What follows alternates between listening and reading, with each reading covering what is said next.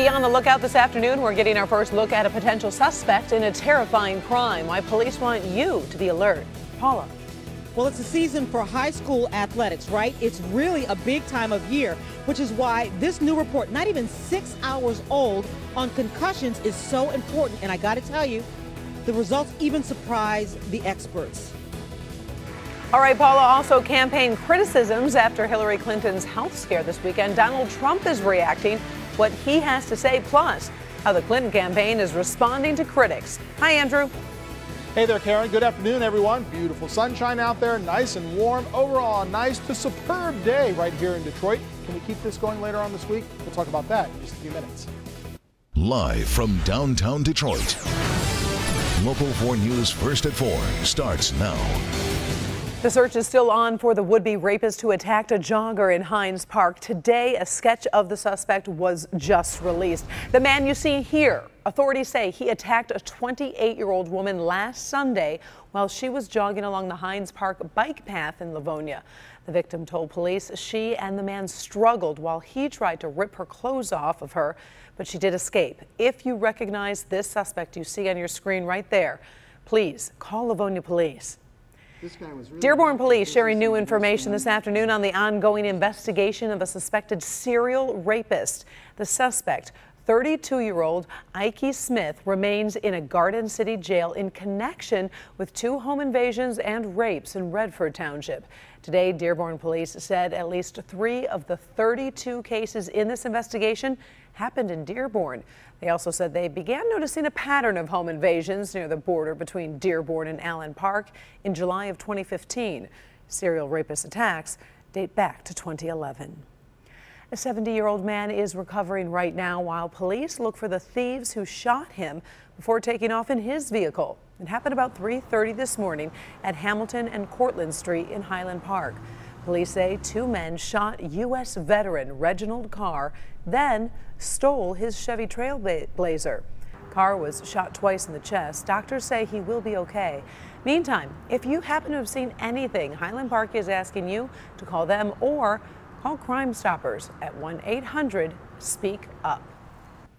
Wayne State University Law School has received its biggest donation in its history from 2 very successful alumni. Quicken Loans founder and Cleveland Cavaliers owner Dan Gilbert and real estate developer and Miami Dolphins owner Stephen Ross are donating $5 million each to the law school. Republican presidential nominee Donald Trump plans to release detailed information about his health this week. Now, that development comes amid renewed concerns about the health of Democratic nominee Hillary Clinton. Kimberly Gill is following this story and brings us up to date on the very latest this afternoon. Karen, good afternoon. The focus on the presidential campaign took a pivot Sunday after it was revealed Hillary Clinton is being treated for pneumonia. Now, this news came after Clinton was seen stumbling and needing assistance after a 9/11 event this weekend in New York City. Now, she had to leave that event early, and as she was being led to a waiting van, she needed help just to stand up. Her doctor later revealed she had been diagnosed with pneumonia Friday and had been undergoing antibiotic treatment. Her health history includes a blood clot in her leg back in 1988 and in 2012. At that time, she did not consider the clots a concern. You've had at least 2 clots. How does that factor into a decision about whether to run for president and all the flying that entails? Doesn't factor in at all. Well, Clinton's campaign was canceled or has canceled appearances today and tomorrow. Donald Trump, who has questioned Clinton's health in the past, has not commented on her current situation except to say he hopes that she is feeling better. Now, late today, the Clinton campaign acknowledged that they mishandled the health scare by waiting 2 whole days to reveal her pneumonia diagnosis. They also promised to release additional medical details in the coming days, a pledge that Donald Trump has made as well, as you just mentioned earlier, Karen. All right, we'll be looking forward to seeing that information. Thank you, Kim. Time now for our first look at the forecast. A nice Monday out there, Andrew. Oh, you said it, Karen. Look at that. Everyone's ready for baseball once again here in downtown Detroit with temperatures nicely in the 70s currently with a nice warm breeze out of the south at around 7 to 8 miles per hour. Temperatures anywhere from 74 to 78 degrees in our southern zone. Monroe checking in at 75 right now. 74 degrees over in Pontiac. Northern zone's getting in on the warm action as well. Look at that. 73 in Port Huron and 73 in Lapeer. Everyone's in the same boat. Speaking of baseball, here's your forecast for tonight. Tigers looking to rebound against the Twins, and you know they'll get that win tonight, right? We've got temperatures that will be in the 70s just before the game for all the tailgaters out there. 73 degrees by the first pitch just after 7 p.m. It does cool off, so you may want your favorite Tigers jacket or hat because temperatures will fall into the 60s by the end of the game and for the ride home. But it remains dry throughout the entire evening. Now, what comes up later on tonight? How much cooler does it get, and then how much warmer does it get tomorrow? We'll talk about that. That's also in your 4-zone forecast. You always get 4-zone forecast and your 4-zone weather on the weather page of clickondetroit.com. Got all that in just a few minutes. All right, thank you, Andrew. It is the season for high school athletics, which is why a new concussion report, not even 6 hours old, is so important. Paula Tutman has more on the demographic that there is new concern for today. Playing sports smarter and better. Undoubtedly, that's the goal in high school athletics, bolstered by a study released not more than 6 hours ago by the Michigan High School Athletic Association, which has startling data on concussions. Red, The study heralded as unprecedented, collecting information from all schools and all sports at all levels to determine who is getting concussed and how often. And while concussions were discovered, just under 2% of all student athletes, the real shocker was the who. Girls playing the same sports getting more concussions than boys. The biggest athletic offenders, volleyball, basketball, and soccer. For every 1,000 girls playing soccer, the association found 30 concussions for girls, yet only 18 for boys, less than half. Pat Watson is the principal of West Bloomfield High School and also a member of the Michigan High School Athletic Association. To see the number of young ladies that are getting injured, it is really concerning. Rhea is shocked too. She's been playing soccer since age 5. Well, you want to hit it like right here. If you hit it like down here or up here, you could get really hurt. But she says she plays with no fear because too much fear and too much caution can make you a less effective athlete. You play scared. But West Bloomfield High has an aggressive sideline detection program and takes concussions extremely seriously. The football coach understands why. A former MSU player, as well as Lions wide receiver at one time, he's experienced concussions firsthand and still gets migraines, he believes, because of them. And I had a few concussions and when I was with the Lions, and it was one of the worst feelings of my life. He considers the findings of the report positive. Why? Because the information is power. Power to change the game for the good of the athlete.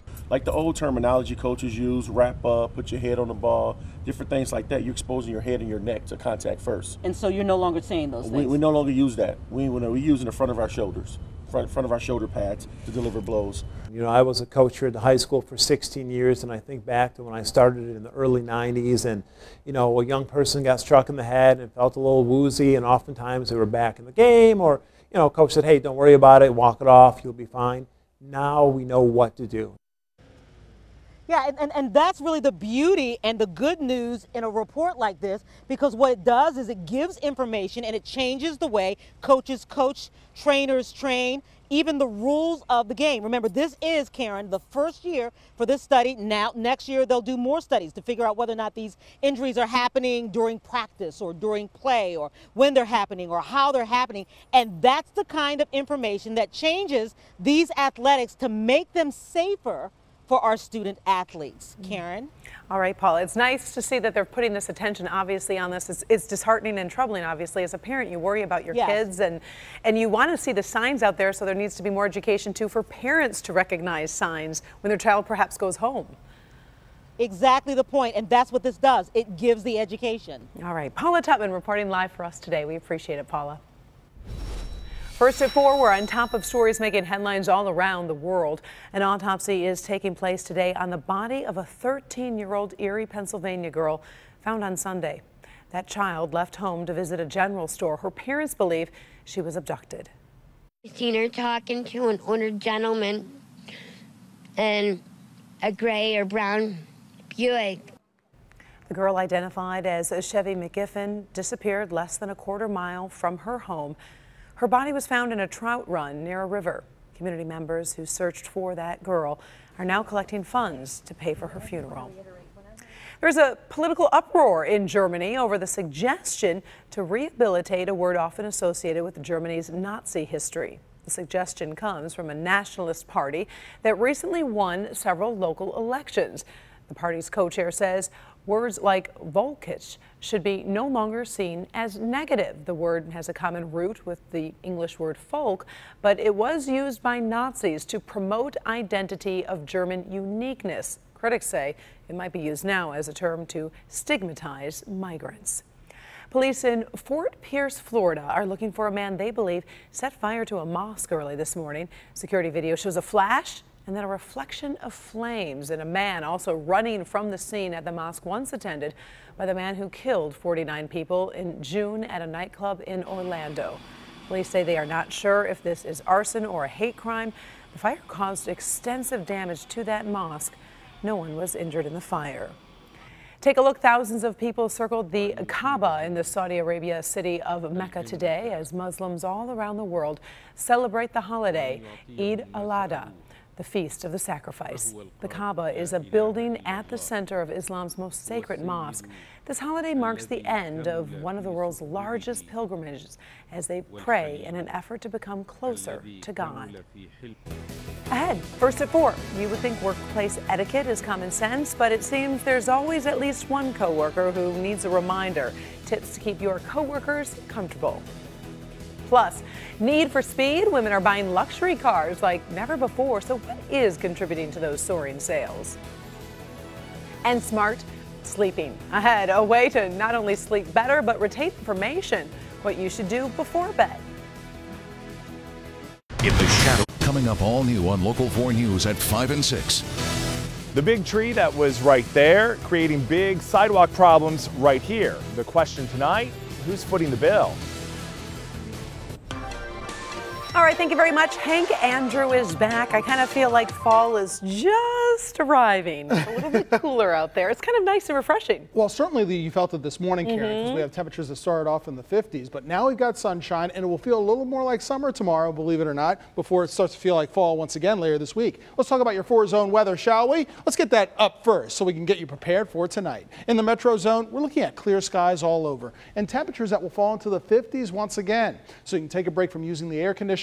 Anywhere from 58 degrees right here in the city of Detroit. Southern Oakland, southern Macomb County, same sort of temps, middle and upper 50s. In our southern zone, south of US 12, you're talking about low 50s, so getting away from that heat island effect. 51 to 52, anywhere from Tecumseh over into the Dundee and Milan area. In our western zone, west of 275, Novi and Wixom also around 57, but a little bit cooler into Livingston County, around 55 degrees. In our northern zones, we're looking at middle and low 50s as well. 54 degrees for our friends in Sandusky and around K-Pac and Emmett. Boy, what a gorgeous afternoon we still have on our hands, right? If you can make it outside, certainly the best advice is actually to do that so you can enjoy it. We're looking at 74 right now with a nice breeze out of the south at around 7 miles per hour. Also tonight, you can see 2 planets in the sky, Mars and Saturn. For all you astronomy buffs out there like myself, don't even need the telescope. You can see them with the naked eye. That's in the southwestern sky. This is going to be great if you're going to the baseball game. You'll notice where the sunset is just before 8 o'clock. An hour afterward, just look a little to the left. Temperatures right now, mostly in the 70s. 74 for our friends over in Oxford. Temps also in the 70s just down to our south. 75 in Monroe. And yeah, you guessed it, when you step outside, these temperatures a little bit higher than yesterday, and that warming trend keeps on going. Right now, temps are anywhere from 1, 4, 5 degrees higher than what they were 24 hours ago. This nice southerly flow is giving us those warmer conditions, and temps are even higher to our west and to our south. Take a look. We've got temps around 80 degrees or more, closer to 80 in the Windy City, but our friends in Des Moines, St. Louis, above 80 degrees. Those are the temps that we're going to see tomorrow. Rain is going to hold off for tomorrow as well. As you can see, we have a frontal system that's on the way, spreading scattered showers and storms far to our west, but it does make its arrival here late Tuesday night and into Wednesday especially. So to recap, beautiful night for tonight. Dinner plans, going to the Tigers game, taking a stroll along the river, take your pick. 58 degrees overnight, Fair skies, sunset at 7:47. Tomorrow, we start with sunshine, we end with sunshine. We're talking about mostly sunny skies in the morning. We make it nicely to 81 degrees. Temperatures about 5 degrees higher than average after 76 at noon. Now, it does get a little bit rainy as we go into Tuesday night and into Wednesday, but sunshine comes right back, Karen. Notice it does feel like fall again as we go into the end of this week, with temps in the low 70s on Thursday, but this weekend, getting closer to 80 degrees once again, just before the Lions home opener on Sunday. All right, thank you, Andrew. Some stuff to look forward to there. In good health, if your student is about to prep for a big test, sleep is not the only key study habit needed. Scientists at a United Kingdom university taught 80 non-Welsh speakers a series of Welsh words. Those who learn those words in the morning were less likely to remember them than those who learned them during sessions right before they went to bed. They also found those in that group who put higher value in learning the words were more likely to remember them. Hank? I should say, in this Help Me Hank Consumer Alert, we find more and more and more women are actually jumping behind the wheels of luxury cars. So far this year, women have purchased 41% of the luxury vehicles sold. That's up from 37% just 5 years ago. That's according to the car shopping website Edmunds.com. Lexus is the leader in the luxury car market, with more than 47% of its U.S. sales going to women this year. All reasons why luxury automakers are targeting women drivers with their marketing efforts. Head first at 4, making waves, Kate Upton sounding off what she is so upset about. And up next, as the 20th anniversary of JonBenet Ramsey's death approaches, what happened to her pageant friends? How women who knew her as a child were impacted by the crime.